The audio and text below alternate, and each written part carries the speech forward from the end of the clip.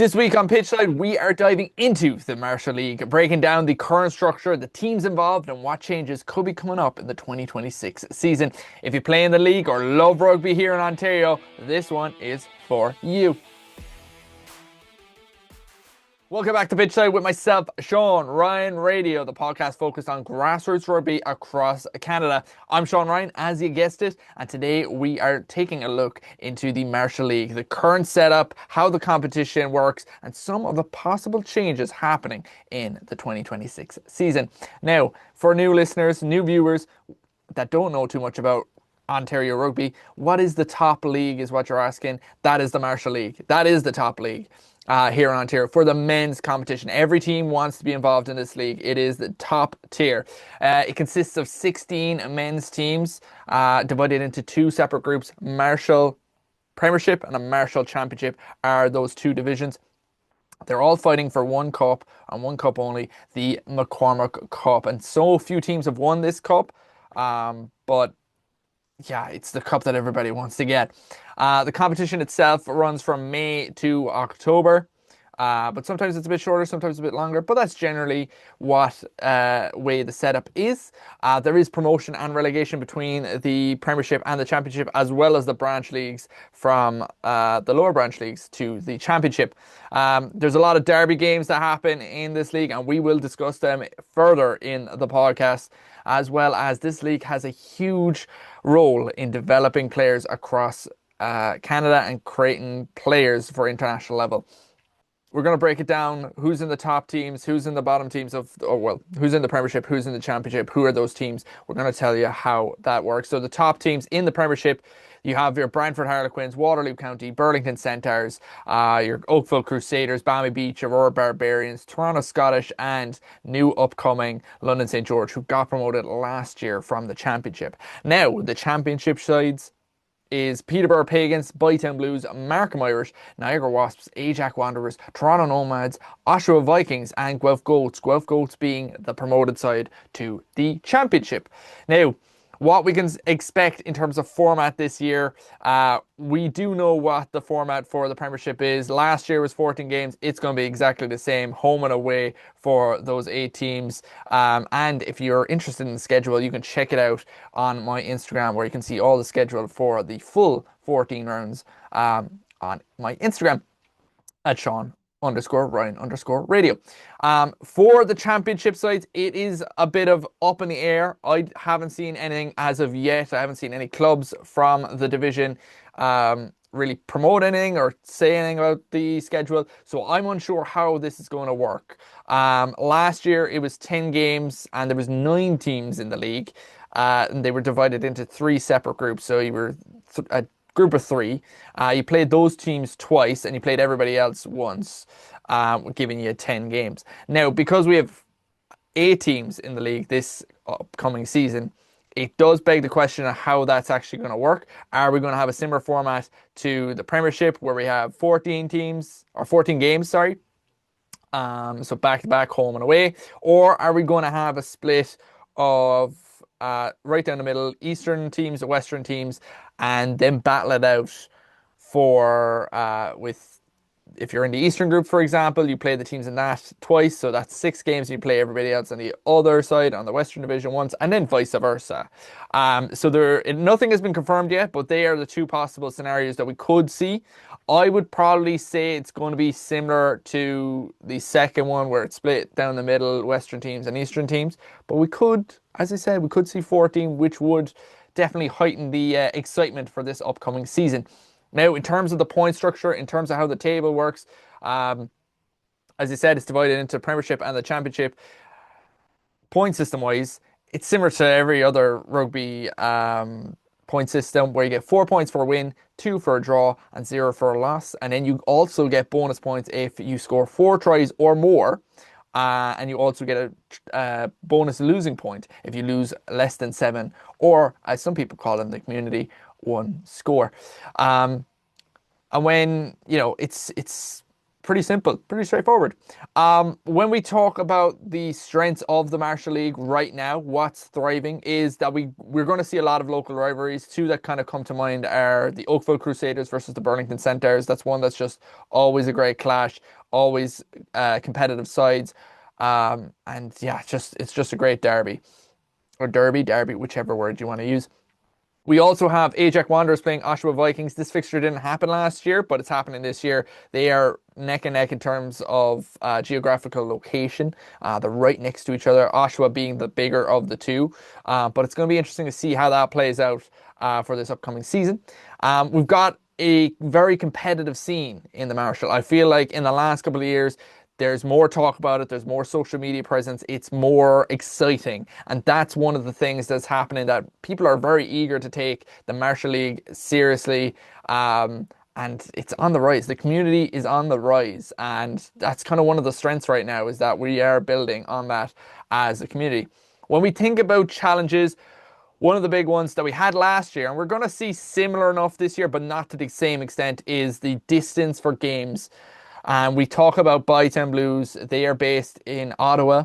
And for anybody who's not familiar with Ontario and how big Ontario is, they played a team called Sarnia Saints, which is near Michigan, near the US border.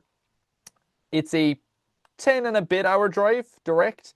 And that game did take place last year. So that was a big journey for them. They had to book a hotel, they had to get the bus down, all those sorts of things. It was an interesting thing to see in terms of like, how was this going to work? Were they going to meet halfway? Bytown drove all the ways down, which was, fair play to them. So yeah, that's one of the challenges they'll have this year. It's not going to be to the same extent because Sarnia Saints aren't in the league this year. They got demoted, unfortunately for them.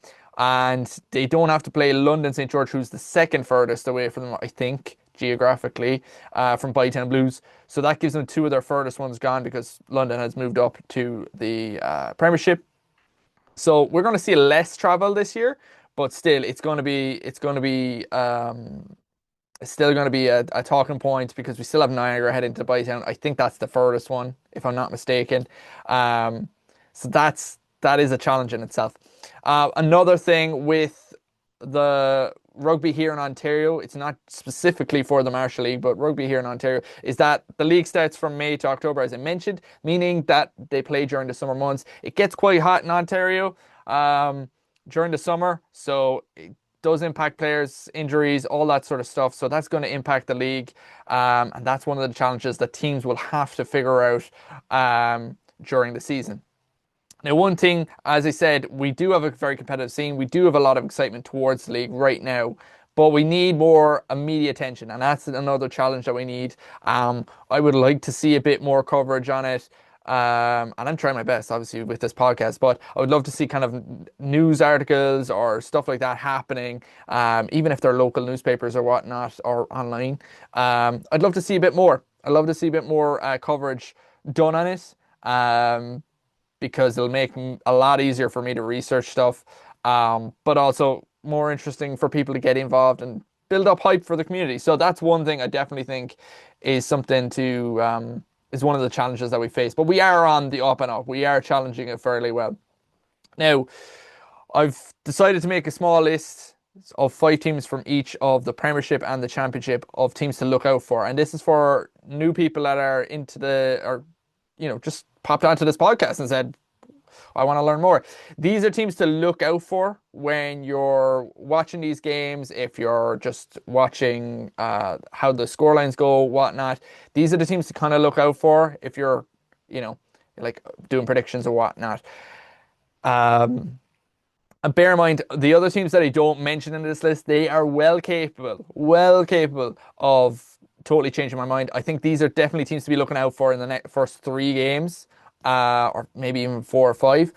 These should be the teams that will dominate, but we never know. We never know. It's always a new season, always a new bunch of lads, so we never really know. But these are teams I think you should be looking out for.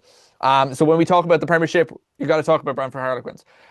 it's a household name right now, the way this team is operating. You look at the last 8 seasons, they've won 5 McCormack Cups. So they've won the top title that they need to do 5 times in the last 8 seasons, which is crazy, which is absolutely crazy.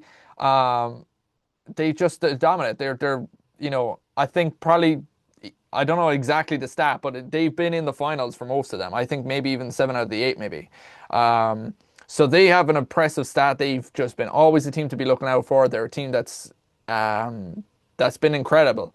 Um, Not last season, but the season before, I believe they didn't lose a game except the final of the McCormack Cup. But that was it. They were so dominant. Last year, though, they had a few cracks in the system, which I will dive into my second team to be looking out for. Waterloo County took advantage of because they finished top of the Premiership last year, 100% win rate at home, which is an impressive stat. No other team has done it in either the Premiership or the Championship. Um, I, do you know what? I'm sorry, I misspoke there. There is another team that did it at home, but they are the only team that done it in the Premiership. And hats off to them. They've been fantastic in that sense. A team to also look out for is a team that I personally before the season last year, I had suspected them to be finishing the bottom three. That's where I had thought initially, and they proved me wrong. They finished in the top three, and that is the Burlington Centaurs. They just kept driving. They are building a fantastic system in Burlington with the systems they have in place in terms of getting players from local schools, high schools, and the structure and the feeding into the main club. They are doing it well, and they're a team definitely to be looking out for in terms of that. I expect them to be fairly good this year as well. So we'll be looking out for that. Number four on my list in the Premiership, it's got to be Oakville Crusaders. They finished fourth last year. They have a very young squad, but they have a lot of players playing at the university level, and I feel like the university level impacted their game towards the end of the season. I don't think they finished the way they wanted to finish last year, because I think they were definitely on the run for fighting for the final. But because of university, because those players got moved to their university camps, getting training over there, playing the games and stuff like that, left Oakville with a crew that wasn't at the same level as what they were with those university players. So that's a challenge for them. I'm unsure how they're going to work with that. Do they have more players that aren't doing university this year in this season? We'll have to wait and see. But I think they're definitely a team to be looking out for in that regard during the regular season, especially during the summer, in the peak of the summer. They're going to be quite dominant, I feel. Number 5 on my list, as I said, for the Premiership side teams, this is newly promoted London St. George. These guys were absolutely fantastic. And this is where I made the mistake earlier on with 100% win rate. London St. George had a 100% win rate at home in the Championship. So they are a team to be looking out for. Their structure, the way the team is being built, the atmosphere at their home games is really good right now, and they're in the top league, so they should be absolutely delighted with themselves. I think this club is going to be quite impressive this year.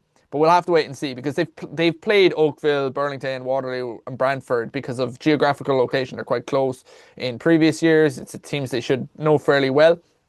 So I think they're going to be quite competitive, and we're kind of seeing a shift in terms of Western Ontario teams dominating this rugby structure at the moment. They just seem to be getting it right. As I said, I've mentioned the 5 teams. All 5 teams are Western Ontario teams, or Southwestern, Western, that kind of way.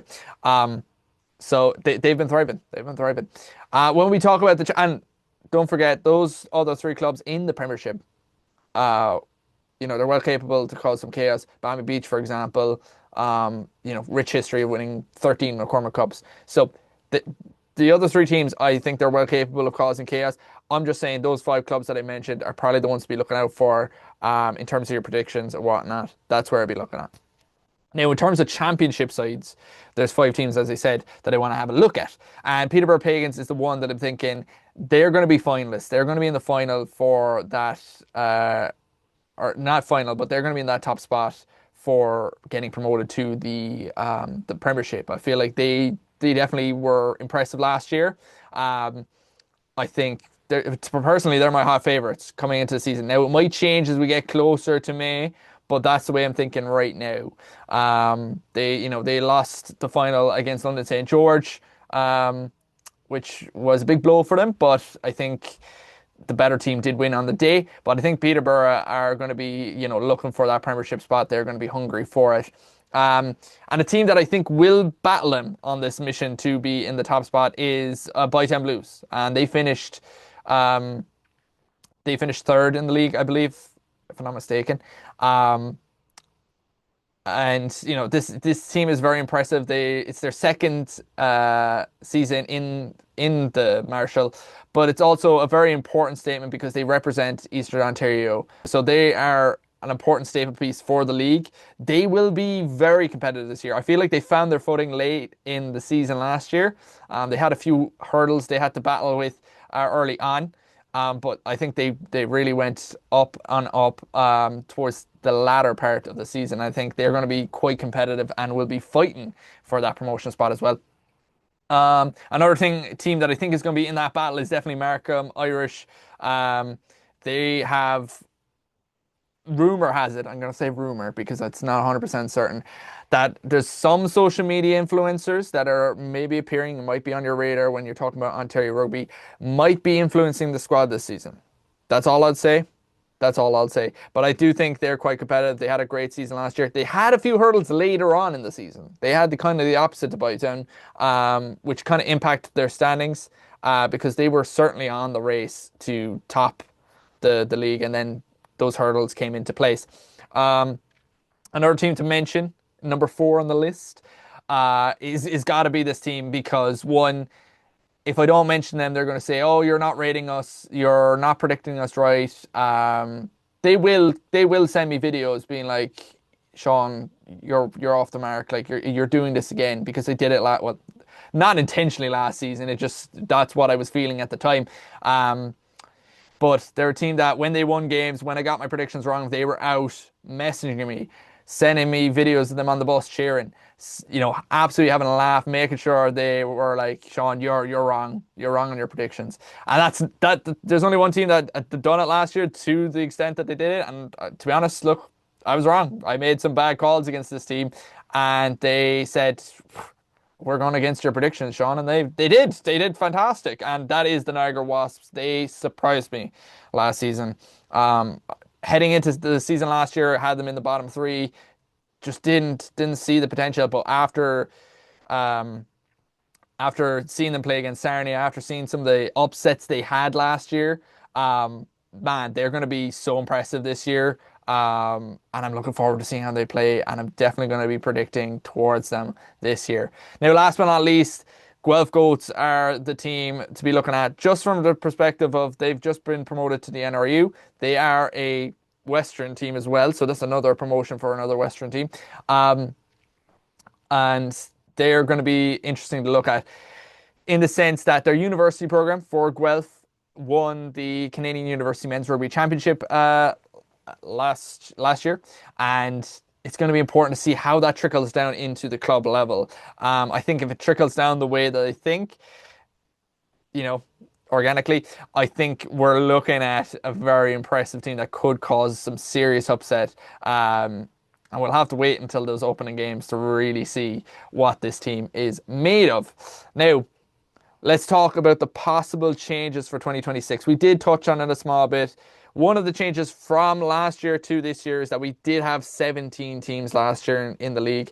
We're now moving into 16. This was always going to be the case, so this is pretty much confirmed unless there's something drastic happens in the next couple of weeks. But it is pretty much set in stone. It's going to be 16 teams rather than 17 teams.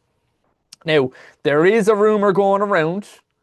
It's not 100% confirmed because it hasn't been announced or anything like that, so I'm not 100% sure. But there is a rumour going around that the McCormick Cup might be made up of teams from both the Premiership and the Championship.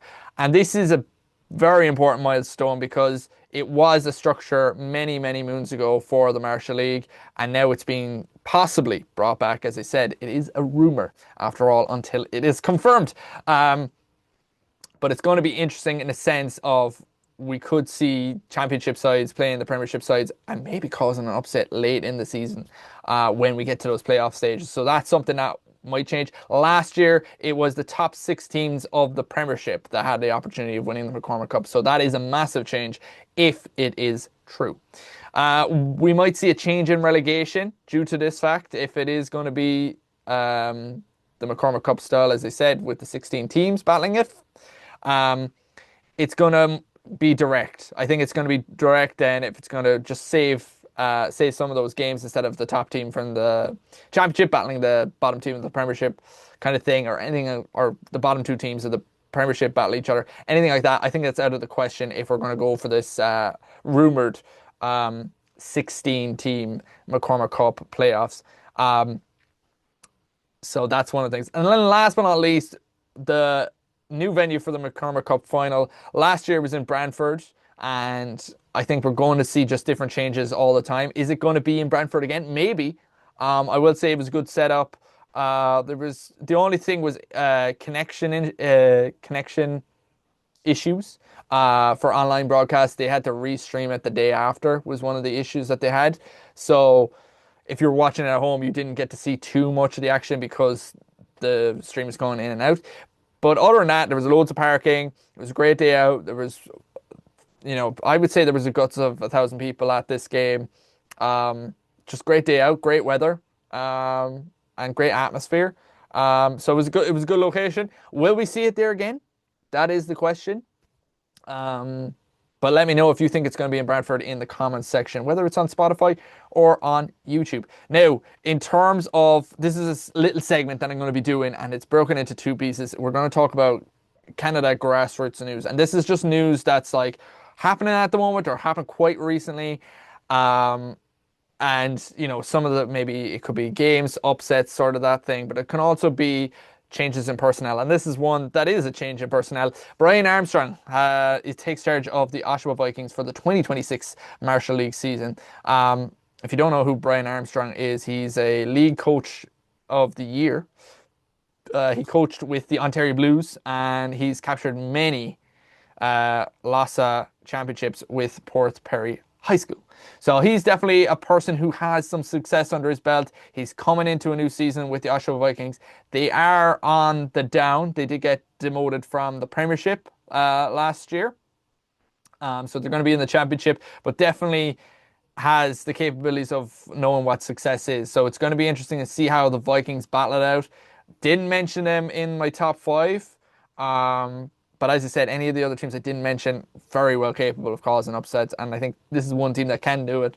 But yeah, that is kind of the news in terms of personnel. Another thing, as I said, we're going to talk about games that kind of surprised me. The Atlantic Privateers take down the Pacific Pride in BC last weekend. That was big news because if you're not too familiar with Canadian rugby, BC is seen as the home of rugby. It's seen as if you want to become an international star, you've got to be in BC. And I think that tide is changing. I think the mindset is changing. I think it's an important change because we've just seen an Eastern side defeat the Pacific Pride. And the Pacific Pride is built upon players that are potentially international stars as such. So they are going to be it's quite a big upset. It's quite important because it shows that teams on the East Coast, teams in Quebec and Ontario have very talented players that aren't in BC, and that international figures like Steve Meehan and the coaching staff should be looking into. And we talk about the university level. We saw that the last 2 Canadian University Men's Rugby Championships, which is the top league. It battles all the universities, 8 universities across the provinces, battle it to become the best university for the year. And the last 2 have been, last year was Ontario with the Guelphs, with the Griffins, and the year before was ETS Piranhas in Quebec. So there is kind of a shift, and I think upstairs need to take note of those changes. Last but not least, in terms of growing and it kind of interlinks with what I just said about there's talent here in Ontario, there's talent over on the east side, there's talent in Quebec and so forth, in Alberta and Saskatchewan and Manitoba. Definitely need to be looked at. This is a competition that I've heard is going to be quite important this year. The senior men's interbranch rugby. Now, there's 3 training sessions left if you want to be a part of this. One is for the TRU, which is happening on the 22nd of February. The Eastern Ontario Rugby Union is happening on the 1st of March, so you have a bit of time. And the Southwestern Rugby Union or Southern Western Rugby Union, 21st. So I think it's the day after this podcast goes up, unless there's some issues. And the 28th of February. So you have the week after as well. This is massive because it's going to give a lot of opportunity for players to get recognised. And there has been a video of Steve Meehan saying that his staff are going to be looking at it, which is very important for excitement here in Ontario in terms of getting into the international stage. But this will also affect the Marshall League, strangely enough, because it's happening early in May, if I'm not mistaken, unless dates have changed. So those first opening weeks may be impacted by not having enough players exhausted, those little things, which will be interesting to see. Which will be interesting to see. Now, another segment that I'm having at the end is international news because I want to be up to date. I want to be current. So we are going to touch on international news. Big one happening at the moment. I think if you're living under a rock and if you don't know this and you're a big rugby fan, Six Nations is happening. This weekend, Ireland versus England in Twickenham. It's going to be a massive one. As an Irish fan, I'm extremely nervous about it. I do not want the same result as what we had with France. So that's going to be one that I'm a bit nervous as an Irish fan. I don't think we're up to the mark of beating them, but I do think, you know, if we can exploit the open areas, 100%. I think we have a possibility, but it's feeling very slim right now. Just the way the team has been playing, and I'm trying to keep positive about it, but that's just the way I'm currently feeling about it, especially after the last 2 games. Wales are going to be playing Scotland. It looks more like Scotland will take the W there, but you never know. Wales could just say, "Yeah, I'm showing up today," and cause some havoc. They haven't had a nice string of games so far. But look, they could cause an upset against Scotland. Scotland, after winning against England, which is pretty much their equivalent of winning the Six Nations. So they're going to be pretty hyper, pretty excited. And they're on the hunt for the Triple Crown as well. So they still have that opportunity, which will be very interesting to see. We also have France versus Italy. This is going to be an interesting one because Italy have drawn against France in previous years, and Italy are on the rise. They feel like they know what they're doing. They feel very competent. They're confident and competent. And yeah, but this French side is just world class. They've got some of the most amazing talent. Their league structure is so good. The excitement around the top 14, it just all filters into the French rugby, and they look unstoppable. I'll be honest with you, they look unstoppable. It's going to be interesting how that final game for them against England is going to play out, as well as the game against Scotland is going to look like. So they are going to be important fixtures for France in the next couple of weeks. But this one is definitely, just don't know, because as I said, Italy can show up on the day and cause some havoc. So when we look at the players to pick for fantasy, personally, I'm sticking with Ramos, LBB for sure in terms of French side. I'd probably stick with Antoine Dupont. I feel like he's just been so impressive this year in terms of number nines. I expect, it's supposed to be a pretty decent game for France. I think they'll probably take it, but you just never know. You never know. England, I'm looking at, if you're not looking at kickers, I'm looking at forward for England. If I'm looking at other kickers, I'm looking at Finn Russell after last weekend. I feel like he's going to do a number against Wales, so that might be a good shout as well. For England as well, I'm looking at Earl. Earl has just been so impressive. If you don't have him on his squad, I'd have question marks. If you're looking at super subs, because Pollock hasn't been put on the squad, even though I think he's deserving of it. I know he's a bit young, but I think he has the capabilities of it. Pollock is a good super sub to have. In terms of Ireland, you're looking at Byrne. Byrne is just so solid, just so solid. Doris has been quite good. Conan is good as well. I would say Dan Sheehan, but after last week, it's very hard for me to pick Dan Sheehan. I would probably go with Marchand for France. If you're looking at Italy, Menincello was a good shout in terms of centres. Um, you can also look at Ferrari and I think it's Ferretti, if I'm not mistaken, for the props for for your squad. And then in terms of Scotland, you could probably go with Darcy Graham. You could probably go for any of the wingers there. You could probably, as I said, you go for Finn Russell. Um, and then you can go Schumann as well up front. He's quite good. Uh, and yeah, they're gonna. It's just some of the players that I think you should keep an eye out that are gonna probably score a lot of points this week. Um, heading into those fixtures for the weekend. Now, we're done. We're done another episode. So I just want to say if you enjoyed it, make sure you follow or subscribe wherever you're listening, whether it's on YouTube or Spotify. You can find me on Instagram at Sean_Ryan_radio. If you want to be a part of the show, be part of the action, I want to be doing interviews on this podcast, email me, SeanRyanRadio@gmail.com. Tell me your club, tell me your position, tell me if you're a president, if you're a head coach, whatnot. We'll have those discussions. And we'll talk about what league you're in, whether it's in BC, whether it's on the East Coast, wherever it is. I want to have those discussions here on the show. If you want to help me keep doing this podcast, because I want to elevate it, I want to bring it to the next level, I want to grab all the media attention and put it into the scene. If you want to help me, make sure you check out my Ko-Fi. It is in my link tree. It should be on all the platforms. YouTube, it should be down below. Spotify, it's probably somewhere. Instagram, pretty much has the link. So if you want to check out, go to Instagram and you'll find everything there. In the next episode, I will be breaking down the OWL. If you don't know what the OWL is, it's the Ontario Women's League. So stay tuned for that. Until then, I'm Sean Ryan, and this has been Pitchside.